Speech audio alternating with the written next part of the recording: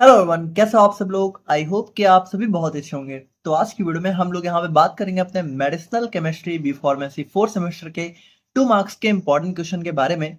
और बाकी अगर हम लोग यहाँ पे बात करें तो इसकी जो पीडीएफ है वो आपको हमारी वेबसाइट imperfectpharmacy.in पर देखने को मिल जाएगी 2 मार्क्स के सेक्शन में। तो वहां पर जाके आप डाउनलोड कर सकते हो। बाकी पीडीएफ वीडियो अपलोड होने के 1 या 2 घंटे के अंदर अवेलेबल हो जाएगी। और बाकी यहाँ पर ये सारे क्वेश्चन हमारे यूनिट वाइज हैं। बस मेन चीज क्या है ना कि यूनिट 1 यहाँ पे हम मेंशन करना भूल गए थे। बाकी आगे आपको यूनिट 2 3 मेंशन मिलती हुई देखने को मिल जाएंगी। तो सबसे पहले बात करते हैं अपने यूनिट 1 के फर्स्ट क्वेश्चन के बारे में। अब देखिए यूनिट 1 बेसिकली हमारी कुछ फिजिको केमिकल प्रॉपर्टीज के ऊपर बेस है, जैसे कि आयोनाइजेशन हो गया, सॉल्युबिलिटी हो गया, पार्टीशन कोफिशिएंट हो गया। तो इनके बारे में थोड़ा बहुत इनका बेसिक इंट्रोडक्शन और इनका बायोलॉजिकल एक्शन, ठीक है, मतलब कि किस तरीके से हमारे लिए सिग्निफिकेंट है हमारे बायोलॉजिकल एक्शन में। तो उन सभी चीजों को हम लोग को यहाँ पे यूनिट 1 में पढ़ना था। अब यूनिट 1 में देखिए, वैसे तो ये सारी जो प्रॉपर्टीज हैं इनको यहाँ पे 7 नंबर या 10 नंबर में भी कभी कभी 2 3 को मिला के पूछ लिया जाता है, या फिर कभी कभी आप लोगों से जनरली पूरा ही पूछ लेते हैं कि define various physico chemical properties of drugs in relation to biological action.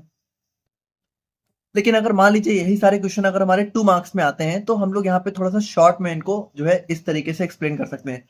जैसे हम यहाँ पे हर एक को देखेंगे। सबसे पहले बात करते हैं आयोनाइजेशन के बारे में। तो आयोनाइजेशन क्या होता है, अब आपको पता है जैसे जो हमारी ड्रग है, ठीक है, तो आयोनाइजेशन का मतलब है कि मान लीजिए कोई ड्रग है, ठीक है, तो वो आयोनाइज हो जाए। आयोनाइज का मतलब वो आयंस में कन्वर्ट हो जाने की, वो पॉजिटिव या नेगेटिव चार्ज में जो है कह सकते हो ब्रेक हो जाए। जैसे कि हमारा HCl है, तो आपको पता है HCl हमारा आयोनाइज हो जाता है H+ और Cl- में बहुत इजीली, है ना। तो यहाँ पे देखिए जो आयोनाइजेशन है, ठीक है, तो वो हमारी ड्रग की प्रॉपर्टी है जिसके थ्रू वो इलेक्ट्रॉन को गेन या लूज करते हैं in the form of ions. बाकी अगर हम लोग यहाँ पे बात करें इसका बायोलॉजिकल सिग्निफिकेंस क्या है, तो देखिए सबसे इंपॉर्टेंट चीज यहाँ है कि अगर हमारी जो ड्रग है वो आयोनाइज ज्यादा अच्छे से होगी तो वो ज्यादा अच्छे से हमारे बॉडी फ्लूइड्स में जाके कह सकते हो सॉल्युबलाइज हो जाएगी, ठीक है, डिजॉल्व हमारे बॉडी फ्लूइड में अच्छे से होगी। ठीक है, उसके बाद अगर हम लोग यहाँ पे बात करें तो हमारा जो है एंजाइम एक्टिविटी और जो है नर्व सिग्नल्स को भी हमारा जो आयोनाइज ड्रग्स हैं तो वो थोड़ा सा इफेक्ट करते हैं। जैसे कि कैसे करते हैं, जैसे मान लीजिए जो हमारा कह सकते हो जो अनआयोनाइज्ड ड्रग्स होते हैं ना, यहाँ पे थोड़ा समझना होगा कि जो अनआयोनाइज्ड फॉर्म ऑफ ड्रग होती है वो ज्यादा बेटर होती है लिपिड सॉल्युबल, ठीक है, और जो आयोनाइज्ड फॉर्म ऑफ ड्रग होती है वो ज्यादा अच्छी होती है वाटर सॉल्युबल, ठीक है। तो अब जैसे जो हमारी मेम्ब्रेन्स है हमारी बॉडी की वो सारी लिपिड मेम्ब्रेन्स लिपिड से मिलकर बनी हुई हैं। तो अगर मान लीजिए कि हमारी बॉडी के कह सकते हो सिग्नल्स को वेरियस, स्पेशली जो हमारा ब्लड ब्रेन बैरियर है, ठीक है, वहां पे अगर ड्रग को क्रॉस करना है तो हमारे ड्रग का हाईली जो है लिपिड सॉल्युबल या फिर कह सकते हो अनआयोनाइज्ड फॉर्म में होना बहुत जरूरी है। तो इस तरीके से यहाँ पे कह सकते हो नर्व सिग्नल्स वगैरह में भी हमारे यहाँ पे इसका रोल देखने को मिलता है। बाकी इसके अलावा अगर हम लोग यहाँ पे बात करते हैं हमारी बॉडी के पीएच को मेंटेन करने में भी अपना रोल प्ले करता है। भाई देखिए जैसे कि आपको पता है कि जो हमारा H+ है, ठीक है, तो ये हमारा रोल प्ले करता है एसिडिक पीएच में, है ना। H+ अगर हमारा है तो पीएच एसिडिक है। और OH- अगर यहाँ पे हम लोग बात करें तो ये हमारा बेस की तरफ थोड़ा सा डिनोट करता है। तो मान लीजिए कि अगर हमें कहीं एसिडिक मीडियम को बढ़ाना है तो क्या होगा कि हम लोग कोशिश करेंगे कि जो हमारा आयोनाइजेशन है, ठीक है, उसमें H+ ज्यादा से ज्यादा रिलीज हो। और अगर कहीं मान लीजिए एसिडिक कुछ ज्यादा है, हमें बेसिक करना है थोड़ा सा, ठीक है, या फिर थोड़ा सा न्यूट्रल करना है, तो हम लोग कोशिश करेंगे कि OH- ज्यादा से ज्यादा रिलीज हो। तो ये सारी चीजें कब होंगी, जब हमारी ड्रग यहाँ पे आयोनाइज्ड होगी, ठीक है, तो ये हमारा रूल हो जाता है आयोनाइजेशन का। उसके बाद अगर हम लोग यहाँ पे बात करें सॉल्युबिलिटी के बारे में, तो देखिए सॉल्युबिलिटी तो बहुत जरूरी हमारा कह सकते हो एक फिनोमेना हो ही जाता है कि जो हमारी ड्रग है, ठीक है, तो वो हमारी बॉडी में जाने के बाद यहाँ पे कितनी अच्छे से जो हमारी बॉडी फ्लूइड्स हैं उनके अंदर यहाँ पे सॉल्युबल होती है या फिर डिजॉल्व होती है, ठीक है। तो यहाँ पे देखिए अगर हम लोग बायोलॉजिकल सिग्निफिकेंस की बात करें तो देखिए जितनी अच्छे से हमारी बॉडी फ्लूइड में ड्रग डिजॉल्व होगी उतनी अच्छे से वो हमारी ब्लड में एब्जॉर्ब होगी, और जितना ज्यादा ब्लड में एब्जॉर्ब होगी उतनी ज्यादा उसकी बायो अवेलेबिलिटी देखने को मिलेगी। और इसके अलावा अगर हम लोग यहाँ पे बात करते हैं, यहाँ पे देखिए बॉडी फ्लूइड्स में इसका जो है डिस्ट्रीब्यूशन भी जो है हमारा अगर हमारी ड्रग सॉल्युबल है, ठीक है, तो ज्यादा सॉल्युबल होगी तो ज्यादा अच्छे से हमारी बॉडी फ्लूइड्स में जो है डिस्ट्रीब्यूट हमें देखने को मिलेगी। और इसके बाद देखिए बात करें तो यहाँ पे प्रॉपर जो है न्यूट्रिएंट्स और प्रॉपर ड्रग एक्शन के लिए भी यहाँ पे इसका जो है रोल हमें देखने को मिलता है। तो ये हमारा सॉल्युबिलिटी हो जाता है। बाकी देखिए देखा जाए ना तो ये हमारे थोड़ा सा डिटेल टॉपिक है, इनको हम लोगों ने काफी डिटेल में कवर किया। ये हम लोग ये यहाँ पे 2 मार्क्स के अकॉर्डिंग है तो इनको डिटेल में यूनिट 1 में आप जाके देख सकते हो। बाकी पार्टीशन कोएफिशिएंट की बात करें तो देखिए पार्टीशन कोएफिशिएंट का मतलब है कि कोई जो ड्रग है वो हमारी कितनी ज़्यादा ऑयल में डिसॉल्व है और कितनी ज़्यादा वाटर में डिसॉल्व है, ठीक है? इसका जो रेशियो होता है वो होता है पार्टीशन कोएफिशिएंट, ठीक है? कि जो हमारा ड्रग है, ठीक है? वो ऑयल में ज़्यादा डिसॉल्व हो रही है या फिर वाटर फेज में, तो इसका जो रेशियो होता है वो हमारा होता है पार्टीशन कोएफिशिएंट।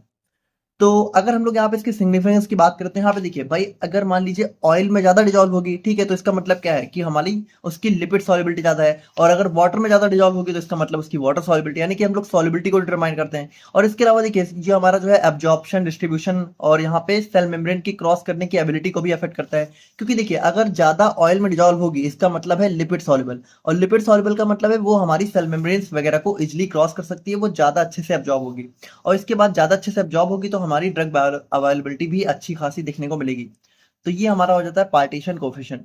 नाउ नेक्स्ट हमारा होता है हाइड्रोजन बॉन्डिंग। अब हाइड्रोजन बॉन्डिंग देखिए क्या होता है, ये हमारा एक वीक बॉन्ड होता है जो कि हमारा हाइड्रोजन और एक इलेक्ट्रोनेगेटिव एटम जैसे कि हमारा ऑक्सीजन वगैरह हो गया, ठीक है, तो जो ऑक्सीजन और हाइड्रोजन के बीच में जब बॉन्ड देखने को मिलता है तो ये हमारा होता है हाइड्रोजन बॉन्ड, ठीक है। तो यहाँ पे देखिए ये हमारा एक वीक बॉन्ड होता है, और यहाँ पे बात करें तो यहाँ पे देखिए अगर हम लोग इसके बायोलॉजिकल सिग्निफिकेंस की बात करें तो देखिए कई सारे प्रोटीन और डीएनए स्ट्रक्चर्स में हमें ये जो है ये हाइड्रोजन बॉन्डिंग देखने को मिलती है जो कि उनको स्टेबलाइज करने में अपना रोल प्ले करती है। इसके बाद यहाँ पे कई सारे रिसेप्टर से जो हमारी ड्रग है वो भी हाइड्रोजन बॉन्ड के थ्रू बॉन्ड होती है, ठीक है, और उसके बाद यहाँ पे सॉल्युबिलिटी और परमेबिलिटी को भी यहाँ पे ये इन्फ्लुएंस करता है। नाउ नेक्स्ट हमारा आता है प्रोटीन बाइंडिंग। तो यहाँ पे देखिए प्रोटीन बाइंडिंग की अगर हम लोग यहाँ पे बात करें तो प्रोटीन बाइंडिंग का मतलब है कि जैसे जो हमारी ड्रग है, ठीक है, तो जो हमारी ड्रग है जब वो हमारी जो है कह सकते हो ब्लड में पहुंची, तो ब्लड में जाने के बाद क्या होता है ना, ब्लड के अंदर हमारे होते हैं कुछ प्रोटीन्स। तो ये ड्रग क्या होता है ना, कभी कभी ड्रग हमारी कुछ प्रोटीन से बाइंड हो जाती है। तो मान लीजिए कि 100 पार्टिकल्स हमारी ड्रग के गए, अब हो सकता है 50 हमारे इस प्रोटीन से बाइंड हो जाए, और जो नहीं बाइंड होंगे, जो अनबाउंड ड्रग्स होगी, ठीक है, वो जाके अपना एक्शन शो करेगी। तो यहाँ पे देखिए इंपॉर्टेंट चीज क्या है कि जो ड्रग प्रोटीन से बाइंड हो जाती है ना वो अपना एक्शन नहीं शो कर पाती है, वो इनएक्टिव हो जाती है। लेकिन देखिए ऐसा नहीं है कि प्रोटीन बाइंडिंग हमेशा के लिए होती है, थोड़ी देर बाद क्या होता है, थोड़ी देर बाद ये ड्रग भी हमारा रिलीज होने लगती है। तो हम लोग कह सकते हैं कि अगर ड्रग हमारी प्रोटीन बाइंड होगी ज्यादा से ज्यादा तो ज्यादा लंबा ड्यूरेशन ऑफ एक्शन देखने को मिलेगा, क्योंकि देखिए स्टार्टिंग में थोड़ी ही ड्रग जाएगी लेकिन धीरे धीरे ये ड्रग भी रिलीज होती रहेगी, तो जो है ड्यूरेशन ऑफ एक्शन थोड़ा सा यहाँ पे बढ़ जाएगा। और यहाँ पे देखिए जो फ्री ड्रग है वही एक्टिव होती है, और ये ड्रग इंटरेक्शन और क्लियरेंस को भी यहाँ पे इन्फ्लुएंस करता है। नाउ नेक्स्ट हमारा आता है यहाँ पे चिलेशन। तो चिलेशन की अगर हम लोग यहाँ पे बात करते तो देखिए चिलेशन का मतलब होता है चिलेट फॉर्म करना। अब चिलेट क्या होता है, देखिए जब भी कोई हमारा यहाँ पे मेटल आयन, ठीक है, मेटल आयन और बाकी हमारा कह सकते हो एक लीगेंड होता है, ठीक है, लीगेंड और मेटल आयन के बीच में जब भी एक जो है कह सकते हो एक बॉन्डिंग या फिर एक कनेक्शन देखने को मिलता है तो वो हमारा हो जाता है यहाँ पे चिलेट। अब देखिए चिलेट्स क्या होता है कि जैसे मान लीजिए कि कोई ड्रग है, ठीक है, तो अगर मान लीजिए वो हमारी बॉडी में कुछ टॉक्सिक मेटल्स हैं जिनको हमें रिमूव करना है, तो हम लोग ऐसी ड्रग देंगे जो कि इस मेटल के साथ जाके चिलेट फॉर्म कर ले, ठीक है, और चिलेट फॉर्म करके क्या करे कि वो यहाँ पे रिमूव हो जाए हमारी बॉडी से, तो इस तरीके से हमारे टॉक्सिक मेटल्स हमारी बॉडी से रिमूव हो सकते हैं। इसके अलावा देखिए ये हमारे ड्रग एक्शन को, मिनरल एब्जॉर्प्शन को भी अफेक्ट करता है, और एंजाइम फंक्शन में भी अपना रोल जो है प्ले करता है। अब देखिए 7th क्वेश्चन की बात करते हैं, बहुत ही इंपॉर्टेंट, हमारा बायो आइसोस्टेरिज्म। अब देखिए बायो आइसोस्टेरिज्म क्या होता है, ठीक है, ये हमारा एक फिनोमेना होता है और ये बहुत इंपॉर्टेंट क्वेश्चन है लॉन्ग के अकॉर्डिंग, ठीक है, इसको आप देख लीजिएगा प्लीज लॉन्ग के अकॉर्डिंग। बाकी अगर हम लोग यहाँ पे बात करें तो देखिए होता क्या है इसमें, it is the replacement of one part of molecule with another that has similar physical और केमिकल प्रॉपर्टी। अच्छा जैसे मान लीजिए कि ये हमारी ड्रग का एक स्ट्रक्चर है, ठीक है, और मान लीजिए कि यहाँ पर हमारा एक ओएस ग्रुप लगा हुआ है, ठीक है। अब मान लीजिए कि ऐसा है कि ये जो ओएस ग्रुप है ये हमारी ड्रग को थोड़ा सा अनस्टेबल बना रहा है या फिर ये हमारी ड्रग के लिए सुटेबल नहीं है, लेकिन जो हमारी ड्रग है वो हमारे काम की बहुत है, तो हम चाहते हैं कि ये ड्रग हमारे काम की भी रहे लेकिन ये ओएस ग्रुप हट जाए। तो अगर हमें इस ड्रग के एक्शन को बिना छेड़छाड़ किए, ठीक है, हमें इस ओएस ग्रुप को हटाना है, तो हम लोग यहाँ पर कोई एक ऐसा ग्रुप लाके अटैच करेंगे जो कि ओएच के जैसा हो, लेकिन जो ओएच में जो प्रॉब्लम्स आ रही थी वो प्रॉब्लम इसमें ना हो। तो हम लोग क्या करते हैं कि जो यहाँ पे थोड़ा सा सिमिलर है ना, सिमिलर फिजिकल और केमिकल प्रॉपर्टीज वाले जो ग्रुप होते हैं, जब हम लोग यहाँ पे किसी ड्रग में रिप्लेस कर देते हैं तो वो हमारा हो जाता है बायो आइसोस्टेरिज्म। यानी कि बायो आइसोस्टेरिज्म मतलब कह सकते हो कि दो ऐसे मॉलिक्यूल्स जिनकी फिजिकल और केमिकल प्रॉपर्टीज थोड़ा सा सिमिलर सी देखने को मिलती हैं। बाकी देखिए थोड़ा सा डिटेल टॉपिक है तो अगेन आप यहाँ पे देख लीजिएगा। और बाकी अगर हम लोग यहाँ पे बात करें तो यहाँ पे देखिए बहुत सारे ड्रग की एक्टिविटी, स्टेबिलिटी और सेफ्टी को बढ़ाने में हमारा ये हेल्प करता है, क्योंकि देखिए कभी कभी क्या होता है कि हो सकता है कुछ कंपाउंड्स हमारे ड्रग के लिए ना सेफ ना हो, तो उनको हम लोग यहाँ पे बायो आइसोएस्टर से रिप्लेस कर सकते हैं। उसके बाद टॉक्सिसिटी और साइड इफेक्ट को रिड्यूस करता है, और ड्रग डिजाइनिंग और ऑप्टिमाइजेशन में भी यहाँ पे काफी हेल्पफुल रहता है। अब देखिए हमारा जो है बायो आइसोस्टेरिज्म के भी दो टाइप होते हैं, एक होता है क्लासिकल, एक होता है नॉन क्लासिकल। तो देखिए क्लासिकल में क्या होता है, क्लासिकल में कह सकते हो ऐसे एटम्स या ग्रुप्स होते हैं जिनका साइज यहाँ पे सिमिलर साइज, शेप या फिर इलेक्ट्रॉनिक स्ट्रक्चर देखने को मिलता है। जैसे कि मान लीजिए कि OH और NH2 है, ठीक है। तो OH और NH2 में क्या होता है ना कि थोड़ा बहुत कह सकते हो सिमिलर इनका साइज, सिमिलर शेप और सिमिलर इलेक्ट्रॉनिक स्ट्रक्चर हमें देखने को मिलता है। तो ये देखिए भाई, ये हम लोगों ने क्या बात करी कि सिमिलर फिजिकल या फिर केमिकल प्रॉपर्टीज हो तो वही बायो आइसोस्टर्स होते हैं। यानी कह सकते हैं OH और NH2 एक दूसरे के बायो आइसोस्टर्स हैं, लेकिन कौन से, क्लासिकल हैं, क्योंकि इनका जो साइज, शेप और इलेक्ट्रॉनिक स्ट्रक्चर वो सिमिलर है। लेकिन नॉन क्लासिकल में क्या होता है, नॉन क्लासिकल में हो सकता है कि इनका साइज, शेप और इलेक्ट्रॉनिक स्ट्रक्चर हो सकता है सिमिलर ना हो, तब भी यहाँ पे हो सकता है कि इनका बायोलॉजिकल इफेक्ट है वो यहाँ पे सिमिलर देखने को मिले। जैसे कि हमारा जो COOH है और टेट्राजोल है, इन दोनों का यहाँ पे हमारा जो है बायोलॉजिकल इफेक्ट सेम होता है, जबकि स्ट्रक्चर यहाँ पे डिफर होते हैं।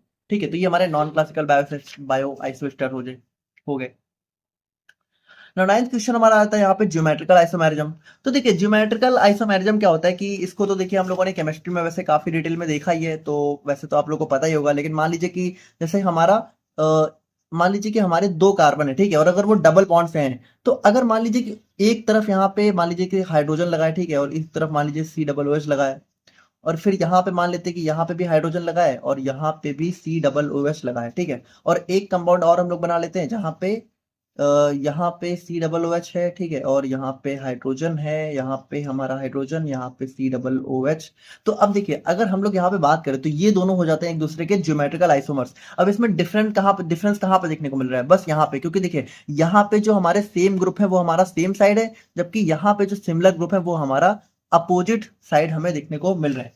तो देखिए ये हमारा कह सकते हो एक टाइप का स्टीरियो आइसोमेरिज्म होता है, जिसमें जो अरेंजमेंट ऑफ ग्रुप है वो हमारा थोड़ा सा यहाँ पे डबल बॉन्ड के अराउंड जो है डिफरेंट देखने को मिलता है। जैसे यहाँ पे अगर आप लोग देखो तो डबल बॉन्ड के दोनों सेम साइड है और यहाँ पे अपोजिट साइड है, ठीक है। तो ये हमारा सिस और दो टाइप के होते हैं, सिस आइसोमर्स और ट्रांस आइसोमर। बाकी इनके बारे में मुझे इतनी उम्मीद है कि आप लोग को जरूर अच्छे से पता होगा, क्योंकि ऑर्गेनिक का पेपर आप लोग दे चुके हो।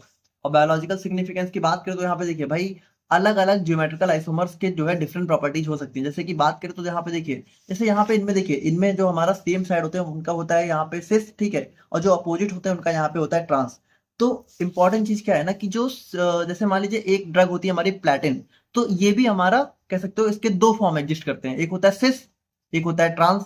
तो लेकिन अब देखिए जो सिस होता है ना, वो तो एक बहुत ही इफेक्टिव एंटी कैंसर ड्रग है, लेकिन इसी का ट्रांसफॉर्म ना एक इनएक्टिव ही होता है। तो यहाँ पर मान लीजिए अगर हम लोग प्लेटिन को दे रहे हैं ना, तो हमें ध्यान रखना है ना कि हम लोग यहाँ पे सिस प्लेटिन को ही दें, कहीं गलती से हम लोग ट्रांस प्लेटिन को ना दे दें, क्योंकि वो तो हमारे कोई काम की ही नहीं है।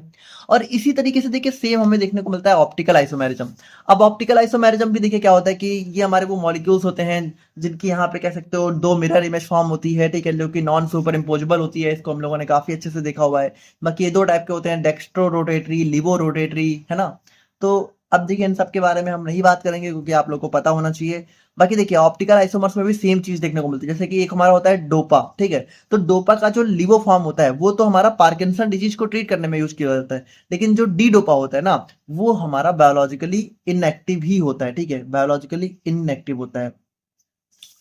तो ये हमारा हो गया ऑप्टिकल आइसोमेरिज्म। बाकी अगर हम लोग यहाँ पे बात करें ना मेटाबॉलिज्म के बारे में, तो देखिए मेटाबॉलिज्म मतलब क्या होता है। मेटाबॉलिज्म का मतलब है कि जैसे हमारी जो ड्रग है, ठीक है, तो जो हमारी ड्रग है, तो उस वो क्या हुई कि वो हमारी बॉडी में एब्जॉर्ब हो गई, ठीक है। एब्जॉर्ब होने के बाद वो हमारी डिस्ट्रीब्यूट हुई, और जहां उसको अपना एक्शन शो करना उसने अपना एक्शन वगैरह शो किया। और उसके बाद क्या होगा भाई, उसके बाद वो हमारी मेटाबोलाइज होती है। मेटाबोलाइज का मतलब होता है कि ड्रग को यहाँ पे बाहर निकालने लायक बनाना। भाई देखिए जब यहाँ पे दवा का एक्शन हो चुका है, ठीक है, तब हम लोग क्या चाहेंगे कि हमारी दवा अब हमारी बॉडी से बाहर चली जाए। हम लोग ये थोड़ी चाहेंगे कि एक्शन होने के बाद भी यहाँ पे दवा हमारी बॉडी में बिना वजह बनी रहे। तो उसको बाहर निकालने के लिए होता क्या है कि ना, कि देखिए ड्रग होती क्या है कि अगर ड्रग को अपना एक्शन शो करना है तो वो होती है, तो उसको लिपिड सॉल्युबल होना जरूरी है।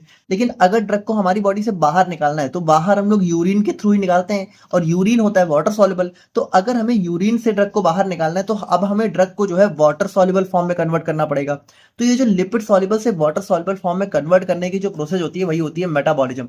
तो drug metabolism is the chemical modification of a drug. तो इसमें हम लोग क्या करते हैं, मॉडिफिकेशन करते हैं ड्रग का, ड्रग को थोड़ा सा चेंज करते हैं। और चेंज कैसे करते हैं, एंजाइम्स की हेल्प से, ठीक है, to make it easier to element, ताकि हम लोग यहाँ पे उसको इजिली बॉडी से बाहर निकाल सकें। बाकी देखिए ये मेनली हमारा लिवर में होता है, जहां पे हमारी जो ड्रग है, ठीक है, वो वाटर सॉल्युबल फॉर्म में कन्वर्ट हो जाती है। अब यहाँ पे देखिए जो मेटाबॉलिज्म है इसके भी दो फेस होते हैं, फेस 1 और फेस 2। तो देखिए फेस 1 में क्या होता है कि हमारा कह सकते हो मेनली फंक्शनल ग्रुप्स वगैरह को ऐड करते हैं, और इसमें जो हमारी प्रोसेस होती है ऑक्सीडेशन, रिडक्शन, हाइड्रोलिसिस, ये सारी प्रोसेस होती हैं। और इसमें जो एंजाइम यूज होता है वो मेनली हमारा साइटोक्रोम P450 होता है। और फेज 2 क्या होता है कि देखिए ज्यादातर ड्रग हमारी फेज 1 से ही निकल जाते हैं, लेकिन मान लीजिए कि और कुछ ड्रग्स ऐसी होती हैं जो कि फेज 2 से निकलती हैं। लेकिन कुछ कुछ ड्रग्स क्या होती है कि पहले फेज 1 में जाती हैं और फिर फेज 1 से ना होने के बाद फेज 2 में जाती हैं, ठीक है। तो फेज 2 में क्या होता है, फेज 2 में कुछ पोलर ग्रुप जैसे कि ग्लूकोरोनिक एसिड, सल्फेट, इन सबका एडिशन होता है, ठीक है। और ये हमारा ट्रांसफरेज एंजाइम को यूज करते हैं।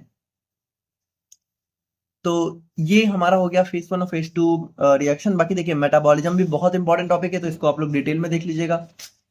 और ये हो गई हमारे यहाँ पे यूनिट 1। नाउ अब हम लोग बात करते हैं अपने यूनिट 2 के बारे में।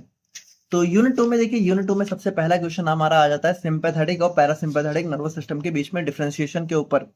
तो भाई देखिए सिंपैथेटिक नर्वस सिस्टम जो होता है वो हमारी बॉडी का जो है कह सकते हो, देखिए पार्ट हमारे दोनों ऑटोनॉमिक नर्वस सिस्टम के होते हैं। बाकी देखिए जो सिंपैथेटिक है वो हमारा फाइट और फ्लाइट रिस्पॉन्स में जो है अपना रोल प्ले करता है, और जो पैरासिम्पैथेटिक है वो हमारा रेस्ट और डाइजेस्ट में अपना रोल प्ले करता है। देखिए फाइट एंड फ्लाइट का मतलब है कि जब भी हमारी बॉडी कह सकते हो बहुत ज्यादा किसी टेंशन में होती है, परेशानी में होती है, या फिर किसी प्रॉब्लम में होती है, तो उस टाइम क्या होता है, उस टाइम हमारा सिंपैथेटिक सिस्टम जो है एक्टिवेट होता है। और जब भी हमारी बॉडी थोड़ा सा रिलैक्स काम होती है तो हमारा पैरासिम्पैथेटिक सिस्टम एक्टिवेट होता है। तो सिंपैथेटिक सिस्टम में क्या होता है कि हार्ट रेट बढ़ जाता है, प्यूपिल्स डायलेट हो जाते हैं, डाइजेशन थोड़ा सा रिड्यूस हो जाता है।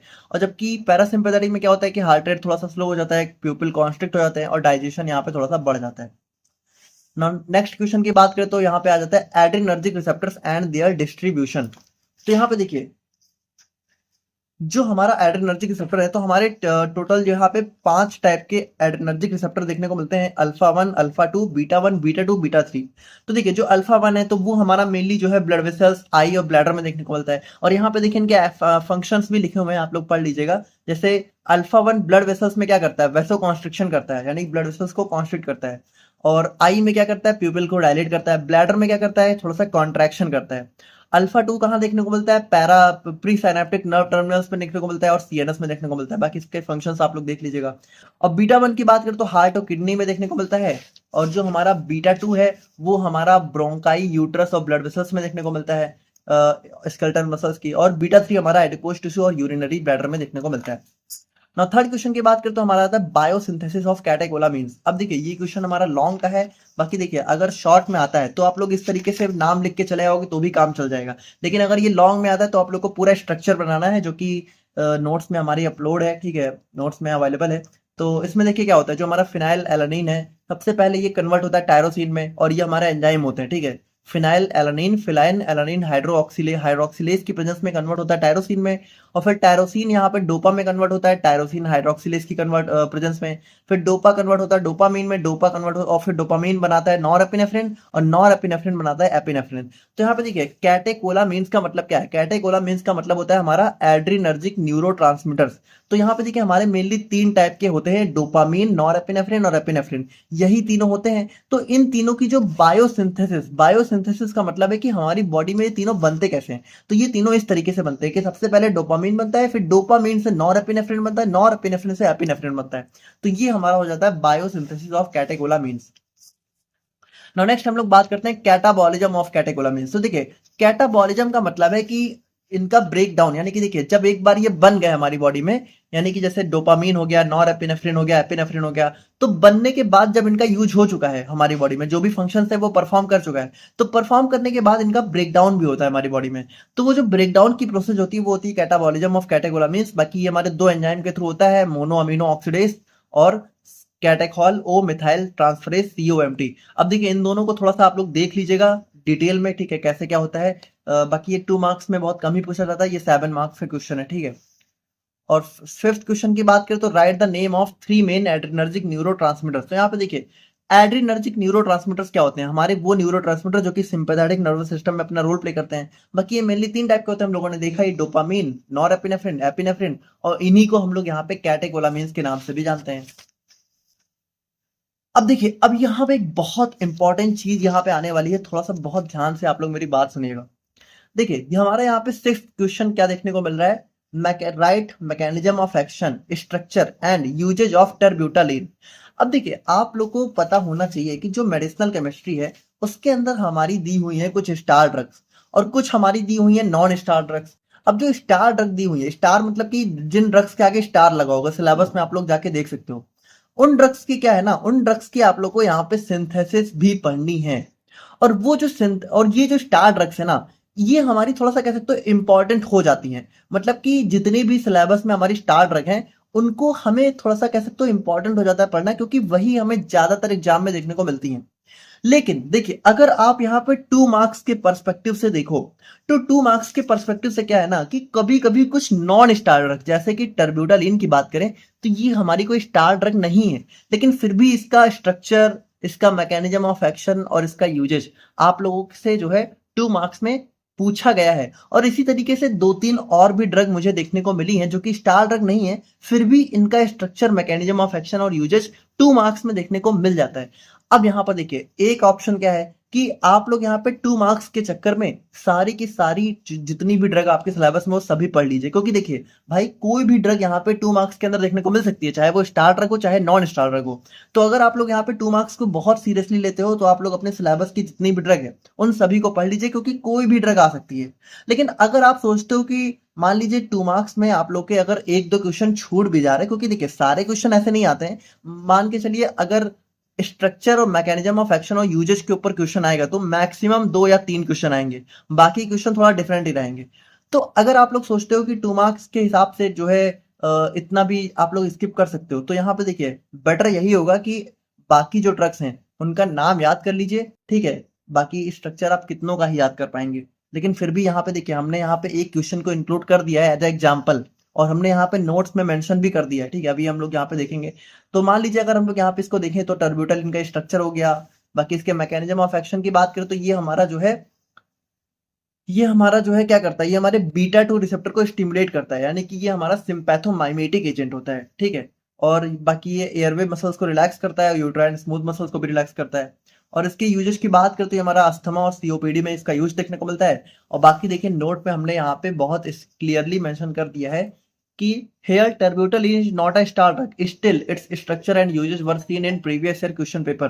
So in the same way the structure usage of all the drugs in our syllabus can be asked from you in 2 marks. So if you are capable then remember all, or it will be better if you avoid them, ठीक है। तो यहाँ पे देखिए main चीज यही है कि अगर आप यहाँ पे कैपेबल है तो आप याद कर लीजिए, बाकी बेटर यही होगा कि आप यहाँ पे लगभग 100+ ड्रग्स आपके सिलेबस में है तो उन सभी में सभी का स्ट्रक्चर तो आप लोग नहीं याद कर सकते हो, लेकिन हाँ स्टार ड्रग्स आप लोग को पढ़नी है, ठीक है। तो उनको मत छोड़िएगा, लेकिन जो बाकी ड्रग्स हैं उनको आप छोड़ दीजिए, क्योंकि हो सकता है 1 ही 2 क्वेश्चन आए 2 मार्क्स में, तो उतना तो अवॉइड कर ही सकते हो आप। बाकी देखिए this question was just for example. और बाकी देखिए इस तरीके के और भी क्वेश्चन पूछे गए हैं, मतलब कि और भी ऐसी 2-3 नॉन स्टार ड्रग्स हैं जो कि आपसे जो है आपसे पूछी गई हैं, लेकिन हमने उनको यहाँ पे आगे इंक्लूड नहीं किया है, क्योंकि हमने पहले ही बता दिया कि देखिए कोई भी ड्रग आ सकती है। तो यहाँ पर अगर मान लीजिए मुझे इंपॉर्टेंट क्वेश्चन में 2 मार्क्स के अकॉर्डिंग इन ड्रग्स को इंक्लूड करना हो तो मुझे सारी ड्रग्स को इंक्लूड करना पड़ेगा, जिसका कोई मतलब नहीं, क्योंकि वो नोट्स में आप लोग को देखने को मिल जाएगी। तो वो आप अगर आप लोग को पढ़ना है तो आप नोट्स में जाके देख सकते हो, नोट्स में सारी ड्रग का स्ट्रक्चर, एमओए, यूजेस सब अवेलेबल है जितनी भी आपके सिलेबस में है। तो अगर आप इंटरेस्टेड हो तो आप वहां जाके देख लो, नहीं हो तो आप यहाँ पे थोड़ा सा स्किप कर दो, वही बेटर है, ठीक है। So we have not included such questions in the notes further but they can be asked, so it's completely your choice whether you want to remember them or avoid them, ठीक है। तो आपकी मर्जी है, आप पढ़ना चाहते हैं या फिर इनको अवॉइड करना चाहते हैं। तो अब देखिए अब यहाँ पे एक और क्वेश्चन हमारा आता है, structure, mechanism of action and uses of salbutamol. अब देखिए यहाँ पे ये क्वेश्चन ना, अब ये हमारी हो जाती है एक स्टार ड्रग। तो अब यहाँ पे देखिए इसको भी हमने जो है एज ए एग्जाम्पल जो है एक इंक्लूड कर लिया है, क्योंकि देखिए अब ये हमारी स्टार ड्रग है और इसकी देखिए अब इसकी सिंथेसिस भी आपसे पूछी गई है। तो इसी तरीके से आपके सिलेबस में जितनी भी स्टार ड्रग हैं उन सभी की सिंथेसिस, एमओए, स्ट्रक्चर वगैरह आपसे पूछा जा सकता है, और 2 मार्क्स में नहीं बल्कि 7 मार्क्स में, 10 मार्क्स में भी पूछा जा सकता है। तो देखिए अब ये क्वेश्चन तो आप लोग को पढ़ने हैं, लेकिन हालांकि इस तरीके के क्वेश्चन भी हमने आगे इंक्लूड नहीं किए हैं, लेकिन जितनी भी स्टार ड्रग हैं, ठीक है, उनका नाम हमने यहाँ पे मेंशन कर दिया है। तो आप लोगों को इन सभी स्टार ड्रग को जरूर से पढ़ लेना है, ठीक है। ठीक है, ये सारी हमारी स्टार ड्रग हैं। अगर आप लोग यहाँ पे देखो तो इन सभी को अगर आप यहाँ पे जितना ज्यादा हो सके उतनी ज्यादा ड्रग्स को आप यहाँ पे याद कर लेंगे तो आपके लिए थोड़ा सा बेटर रहेगा, क्योंकि ये 7 और 10 मार्क्स में भी देखने को मिल जाती हैं। लेकिन हमने यहाँ पे 2 मार्क्स में इसके अलावा और किसी ड्रग को इंक्लूड नहीं किया है, लेकिन आप समझिए कि ये जितनी भी स्टार ड्रग हैं इन सभी की सिंथेसिस वगैरह आपसे पूछी जा सकती है। बाकी अगर हम लोग यहाँ पे इसके एमओए की बात करें तो यहाँ पे देखिए जो हमारा सल्ब्यूटामॉल है, ये हमारे मसल्स को, एयरवे मसल्स को रिलैक्स करके हमारे ब्रीथिंग को इजियर करता है, ठीक है। और बाकी देखिए ये भी हमारा जो है कह सकते हो एक टाइप का सिम्पैथोमाइमेटिक एजेंट होता है, बीटा 2 रिसेप्टर को स्टिमुलेट करता है जो कि हमारा एयरवे को रिलैक्स करते हैं। तो बात करें हम लोग यहाँ पे इसकी सिंथेसिस के बारे में, तो यहाँ पे इसकी सिंथेसिस स्टार्ट होती है ऑर्थो हाइड्रोक्सी बेंजाइल अल्कोहल से, जिसकी रिएक्शन हम लोग कराते हैं 2 क्लोरो एसिटाइल क्लोराइड से। तो हमें यहाँ पे कुछ नहीं, सिंपली यहाँ पे देखिए यहाँ से इसका Cl और यहाँ से हाइड्रोजन निकल गया, और हमें यहाँ पे जो है ये ग्रुप एज इट इज यहाँ पे आके अटैच हो गया, और हमें यहाँ पे हमारा इंटरमीडिएट देखने को मिल जाता है, जिसकी रिएक्शन हम लोग फर्दर जो है अपने 1 अमीनो ब्यूटेन के साथ कराते हैं। तो यहाँ पे भी देखिए हमारा जो है यहाँ से Cl और ठीक है, और यहाँ से हाइड्रोजन, ठीक है, इस NH2 से H और यहाँ से Cl, ये HCl के फॉर्म में निकल गए, यहाँ पे बचा NH, ठीक है, यहाँ पे बचा CH2, तो ये पूरा ग्रुप एज इट इज जाके अटैच हो गया। और फिर फर्दर यहाँ पे इसका हम लोग रिडक्शन कराएंगे। तो रिडक्शन कराने के बाद देखिए क्या होगा, यहाँ पे ये जो ऑक्सीजन है, ठीक है, तो यहाँ पे एक हाइड्रोजन इसके पास और एक हाइड्रोजन इसके यहाँ पे आके इस कार्बन के साथ आ जाएगा, और हमारा सल्ब्यूटामॉल हमें देखने को मिल जाएगा। तो ये हमारा हो जाता है सॉल्ब्यूटामॉल की सिंथेसिस वगैरह, ठीक है। नाउ अगर हम लोग यहाँ पे इसकी यूजेज की बात करें तो यहाँ पे इसकी यूजेज, ये जो है हमारा यूट्राइन स्मूथ मसल्स को रिलैक्स करने में, ब्रोंकियल अस्थमा को ट्रीट करने में, और प्री मैच्योर लेबर को प्रिवेंट करने में इसका यूज हमें देखने को मिलता है। अब देखिए यहाँ पर भी एक बहुत इंपॉर्टेंट नोट हमने यहाँ पे मेंशन कर दिया है कि salbutamol is one of the star drug in our syllabus and its synthesis MO and uses are seen in 2 marks in previous year question paper. Similarly the synthesis of any star drug, तो इस तरीके से देखिए बहुत सारी star drug की synthesis जो है हमें प्रीवियस ईयर के क्वेश्चन पेपर में देखने को मिली है, लेकिन उनको हम लोगों ने इंक्लूड नहीं किया है, ठीक है। तो can be asked from you in 2 marks और 7 marks. It is very important to remember them, don't avoid them. We have not included such questions further to avoid length, यानी कि देखिए हमने लेंथ से बचने के लिए, भाई बहुत लेंदी हो जाता है अगर हम यहाँ पे आपके सिलेबस में सारी स्टार ड्रग, सारी ड्रग्स को इंक्लूड करें तो बहुत लेंदी हो जाएगा 2 मार्क्स, जो कि कोई मतलब नहीं है, क्योंकि हमने ऑलरेडी कवर किया हुआ है ना नोट्स में, आप लोग वहां जाके देख लीजिए। But you must read all the star drugs, यानी कि देखिए लेकिन आप लोग को पढ़नी है सारी स्टार ड्रग्स जितनी ज्यादा हो सके। अब यूनिट 3 की हम लोग बात करें तो यूनिट 3 में हमारा आता है सबसे पहला क्वेश्चन, डिफाइन कोलिनर्जिक न्यूरोट्रांसमीटर। तो यहाँ पे देखिए जो हमारा पैरासिम्पैथेटिक नर्वस सिस्टम का जो न्यूरोट्रांसमीटर होता है वो होता है कोलिनर्जिक न्यूरोट्रांसमीटर। बाकी इसके अंदर ना मेनली हम लोग बात करें तो हमें एसिटाइल कोलिन ही देखने को मिलता है। बाकी देखिए ये हमारे वो न्यूरोट्रांसमीटर हैं जो कि कोलिनर्जिक रिसेप्टर से जाके बाइंड होते हैं और अपना रिस्पॉन्स शो करते हैं। बाकी देखिए स्टाइल कोलिन हमारा प्राइमरी न्यूरोट्रांसमीटर होता है कोलिनर्जिक सिस्टम का, जो कि रिस्पॉन्सिबल होता है नर्व सिग्नल्स को ट्रांसमिट करने में।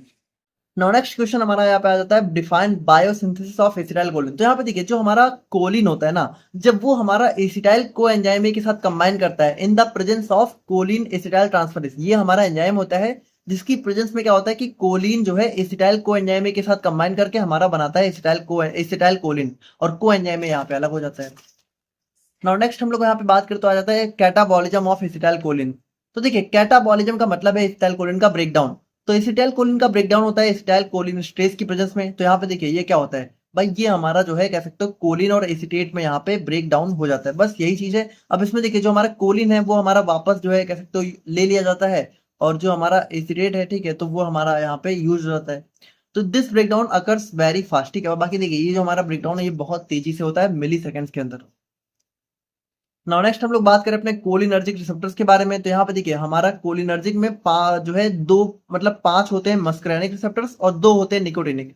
तो देखिए मस्करेनिक में जो हमारे M1 होता है, ठीक है, ये हमारा जो है CNS गैस्ट्रिक ग्लैंड्स में देखने को मिलता है, M2 हमारा हार्ट में, M3 स्मूथ मसल्स ग्लैंड्स आई, M4 M5 हमारा मेनली जो है CNS में देखने को मिलता है। अब निकोटिनिक में 2 टाइप होते हैं, एक होता है एन न्यूरोनल, एक होता है एन मसल, ठीक है।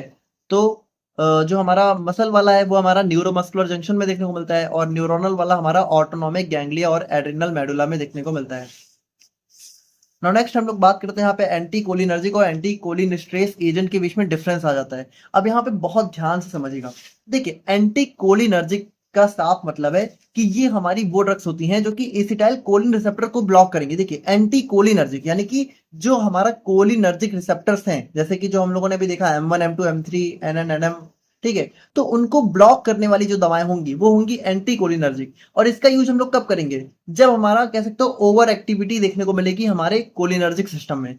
लेकिन एंटी कोलिन स्ट्रेस कौन सी ड्रग्स होती हैं? तो देखिए, ये हमारी वो ड्रग्स होती हैं जो कि एसिटाइल कोलिन स्ट्रेस को ब्लॉक करती हैं। अब देखिए भाई, जो हमारा एसिटाइल कोलिन था, एसिटाइल कोलिन था, ठीक है, इसका ब्रेकडाउन कौन कर रहा था? इसका ब्रेकडाउन कर रहा था एसिटाइल कोलिन स्ट्रेस, ठीक है, ACH, एसिटाइल कोलिन स्ट्रेस। ये क्या कर रहा था? एसिटाइल कोलिन को ब्रेक डाउन कर रहा था, यानी इसको ब्रेक कर दे रहा था, यानी कि कह सकते हो इसको खत्म कर दे रहा था।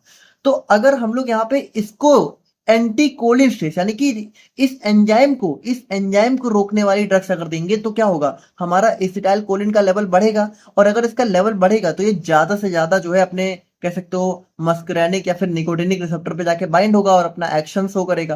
यानी देखा जाए ना, तो ये हमारी वो ड्रग्स हैं जो कि कह सकते हो कोलिनर्जिक सिस्टम की इफेक्ट को बढ़ा रही हैं, और ये हमारी वो ड्रग हैं जो कि कोलिनर्जिक सिस्टम के इफेक्ट को रोक रही हैं, ठीक है, उनको कम कर रही हैं। तो ये दोनों जस्ट अपोजिट ड्रग्स होती हैं, ठीक है, इतना आप लोग को ध्यान रखना है।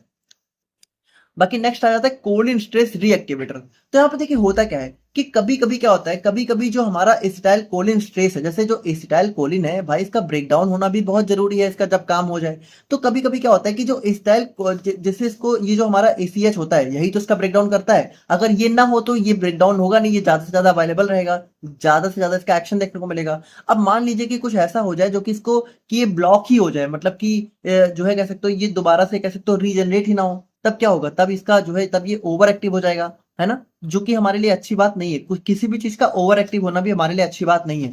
तो ये जो कोलिन स्ट्रेस रीएक्टिवेटर होते हैं, ये हमारी वो ड्रग्स होती हैं जो कि हमारा एसिटाइल कोलिन स्ट्रेस एंजाइम को रीएक्टिवेट करती हैं, जो कि यहाँ पे कह सकते हो ऑर्गेनोफॉस्फेट जैसे ही कुछ हमारे ड्रग्स होती हैं, उनकी वजह से हो सकता है कि ये ब्लॉक हो गया हो, तो उसको दोबारा से रीएक्टिवेट करने में ये हेल्प करती हैं, ठीक है।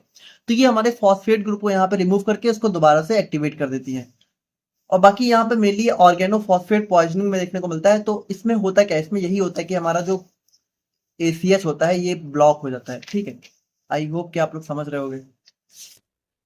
और बाकी अगर हम लोग यहाँ पे बात करें अपने सिंथेटिक, तो हमारा नेक्स्ट क्वेश्चन आ जाता है classify synthetic cholinergic blocking agents. अब देखिए यहाँ पर भी सेम चीज आ जाती है कि यहाँ पे आपसे 2 मार्क्स में क्लासिफिकेशन भी पूछ लिया गया है। तो अब इसी तरीके से भाई क्लासिफिकेशन भी किसी का भी पूछ सकते हैं 2 मार्क्स में। तो यहाँ पे देखिए, अब एक को तो हम लोगों ने यहाँ पे इंक्लूड कर दिया है, लेकिन अगर बाकी बात करें तो यहाँ पे देखिए अब क्लासिफिकेशन जो है आप लोगों से जो है in the same way the classification of any class can be asked, so you must read the classification of all important drugs। अब देखिए, आप सभी का क्लासिफिकेशन तो नहीं याद कर सकते हो, लेकिन कुछ जो इंपॉर्टेंट क्लास होती हैं जिनको हमने इंपॉर्टेंट क्वेश्चन में प्रोवाइड किया है उनको जरूर आप पढ़ लीजिएगा, ठीक है। बाकी देखिए यूनिट 4 की बात करें तो सबसे पहला क्वेश्चन आ जाता है यूनिट 4 में हमारा यहाँ पे differentiate between sedative and hypnotics.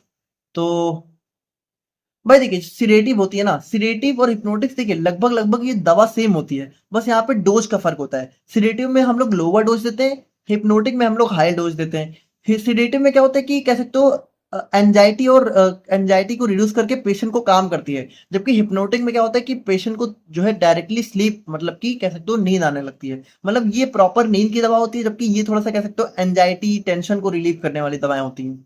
अब ये मेनली एंजाइटी और एजिटेशन, और ये मेनली जब स्लीप बिल्कुल आ ही ना रही हो तब यूज की जाती है।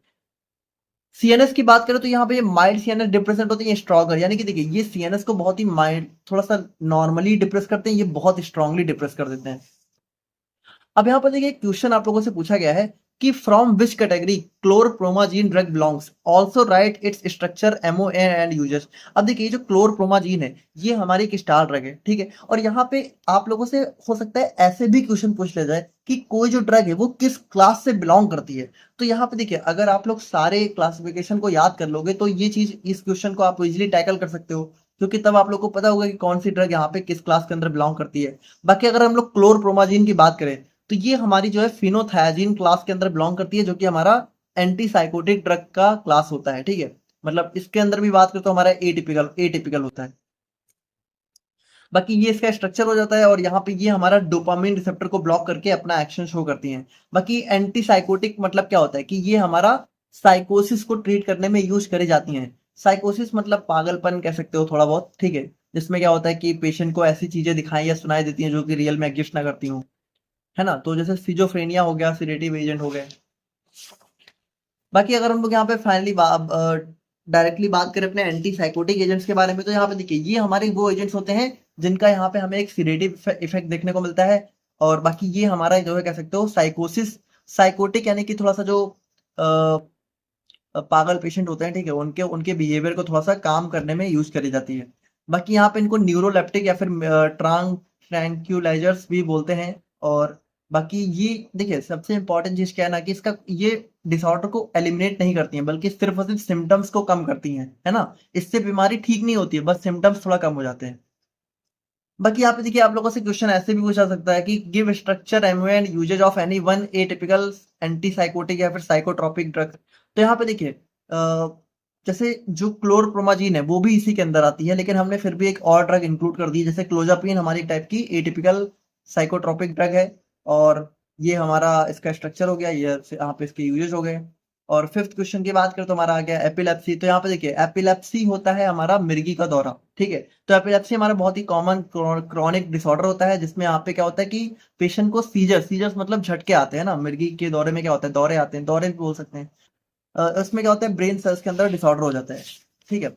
बाकी देखिए एंटी कन्वर्सन ड्रग्स की हम लोग यहाँ पे बात करें तो ये हमारी वो ड्रग्स होती हैं जो कि एपिलेप्सी के पेशेंट को जो है कह सकते हो ट्रीट करने में यूज करी जाती हैं। मतलब कि ये हमारी वो दवाएं होती है जो कि मिर्गी के दौरे को ट्रीट करने में यूज करी जाती हैं। बाकी देखिए इनको हम लोग यहाँ पे एंटी एपिलेप्टिक ड्रग्स के नाम से भी जानते हैं। और बाकी ये करते क्या है, देखिए जो एपिलेप्सी है उसमें होता क्या है कि जो एक्साइटेटरी सिग्नल है वो बहुत बढ़ जाता है और इनहिबिटरी सिग्नल बहुत ही कम हो जाता है। तो ये जो है उसको कह सकते हो दोबारा से जो है कह सकते हो बैलेंस में लाने का काम करती हैं।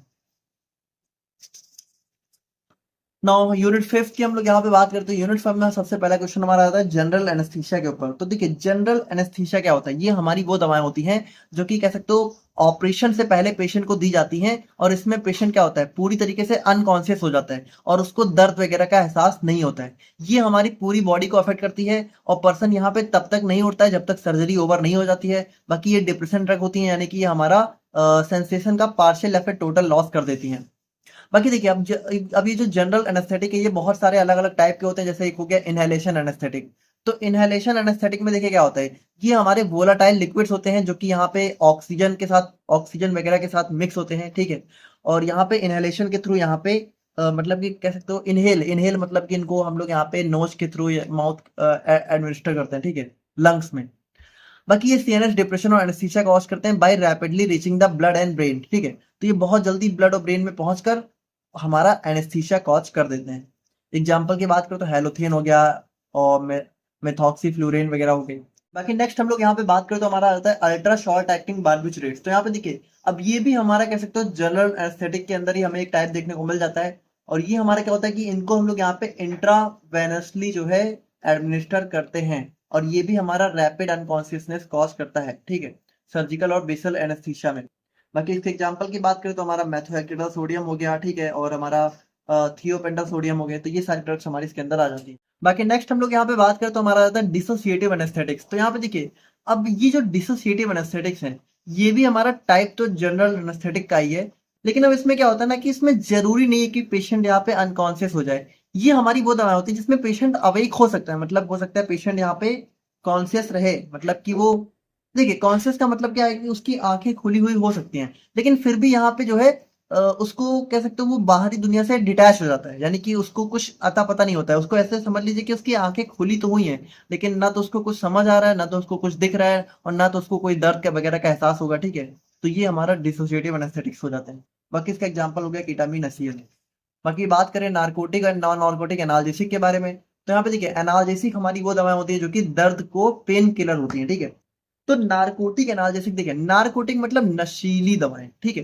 तो देखिए अगर हम लोग पेन किलर ऐसी यूज कर रहे हैं जो कि नार्कोटिक नेचर की है तो ये बहुत ही स्ट्रांग होती है। अब इसमें क्या होता है कि इसमें पेशेंट का दर्द तो खत्म होता है लेकिन उसके साथ साथ उसको नींद भी आने लगती है। जैसे कि एग्जांपल की बात करें तो मॉर्फिन, कोडीन वगैरह हो गए। और नॉन नार्कोटिक एनाल्जेसिक की बात करें तो ये माइल्ड पेन किलर्स होते हैं। मतलब कि इसमें क्या होता है, इसमें दर्द तो चला जाता है लेकिन पेशेंट को कोई नींद वगैरह नहीं आती है। अब ये हम लोग कह सकते हो जो थोड़ा सा नॉर्मल पेन वगैरह होता है उसमें यूज करते हैं। एग्जाम्पल की बात करें तो पैरासीटामोल, आइबुप्रोफेन हो गया। अब बात करें नारकोटिक एंटागोनिस्ट के बारे में तो देखिए, अब ये हमारी वो दवाएं होती है जो कि नारकोटिक एनाल्जेसिक के इफेक्ट को रिड्यूस करने में या फिर उसको दूर करने के लिए यूज करी जाती हैं। जैसे मान लीजिए कि हम लोगों ने कोई नारकोटिक एनाल्जेसिक लिया और उसका कुछ ज्यादा ही ओवर इफेक्ट हो गया, तो उस इफेक्ट को दूर करने के लिए जो दवाएं यूज करेंगे वो होती है नारकोटिक एंटागोनिस्ट, यानी कि नारकोटिक रिसेप्टर्स को यहाँ पे ब्लॉक करती है। जैसे कि नैलोफ्रीन एचसीएल, नैलोक्सोन एचसीएल, ठीक है। और बाकी देखिए, अब अगर हम लोग यहाँ पे फाइनली बात करें तो ये आपके सिलेबस में सारी स्टार ड्रग का नाम यहाँ पे मेंशन है। अब इसमें से देखिए ज्यादा से ज्यादा स्टार ड्रग हो सके तो आप लोग यहाँ पे पढ़ लीजिए, ठीक है। जो कि आप लोग के एग्जाम में देखने को मिल सकती हैं। बाकी देखिए, अब यहाँ पे देखिए अगर देखिए मुझे कह मतलब मेरा मन नहीं कर रहा है लेकिन फिर भी चलिए अगर यहाँ पे हम बात करें तो देखिए फिनाइल्फ्रिन जरूर पढ़ लीजिए, सल्ब्यूटामॉल जरूर पढ़ लीजिए, प्रोप्रेनोलोल तो जरूर ही पढ़ लीजिए, ठीक है। उसके बाद नियोस्टिगमिन भी कई बार आया हुआ है और इप्राट्रोपिन ब्रोमाइड भी थोड़ा सा आया हुआ है, ठीक है, इसको भी मत छोड़िएगा। और इसके बाद देखिए डायजिपाम जरूर पढ़ लीजिए, ठीक है। बारबिटल थोड़ा सा कम देखने को मिला है, चलो क्लोरप्रोमाजीन एसीएल भी जरूर पढ़ लीजिए, फेनिटोइन जरूर पढ़ लीजिए, ठीक है। फिर हमारा कार्बामाजेपिन भी पढ़ लीजिए, एथोसेक्सिमाइड पढ़ लीजिए और मेथोहेक्सिडोल सोडियम भी पढ़ लीजिए जरूर, ठीक है। और फिर हमारा यहाँ पे आइबुप्रोफेन जरूर पढ़ लीजिए और इसके अलावा हमारा यहाँ पे टीटामिन एचसीएल जरूर पढ़ लीजिए, ठीक है। मतलब ये सारी ड्रग्स तो जरूर ही पढ़ लीजिए, बाकी कोशिश कीजिए कि ये सारी पढ़ लीजिए। तो ये हो गए हमारे यहाँ पे 2 मार्क्स के इंपॉर्टेंट क्वेश्चन। एंड मिलते हैं हम लोग यहाँ पे नेक्स्ट वीडियो में, तब तक के लिए थैंक यू सो मच।